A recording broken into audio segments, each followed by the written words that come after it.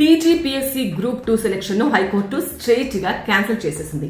ఎందుకు అంటే OMR షీట్లలో tampering జరిగింది, ఎరేజింగ్ జరిగింది, ఓవర్ రైటింగ్ జరిగింది అని భారీగా ఆరోపణలు వచ్చాయి. సో అభ్యర్థులు న్యాయం జరగాలి అంటూ కోర్టుకు వెళ్లారు. హైకోర్టు కూడా ఎస్ ప్రాసెస్ లో క్లారిటీ లేదు అంటూ గట్టిగానే చెప్పింది. 2015లో ఎగ్జామ్ జరిగింది, 2019లో సెలక్షన్ లిస్ట్ వచ్చింది, ఇప్పుడు 2025లో టోటల్ క్యాన్సల్. మొత్తం 1000కి పైగా పోస్టల్ సెలక్షన్ కు బ్రేక్ పడింది.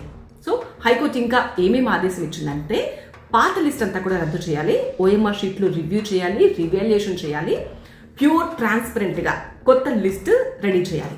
మొత్తం ప్రక్రియను 8 వారాల్లోగా పూర్తి చేయాలి. అయితే ఈ ఎఫెక్ట్ ఎవరెవరి మీద పడబోతుంది అంటే ఉద్యోగం వచ్చిన వాళ్ళకి మాత్రం చాలా టెన్షన్, ఇక న్యాయం కోసం ఫైట్ చేసిన వాళ్ళకు బిగ్ రిలీఫ్ అని చెప్పొచ్చు.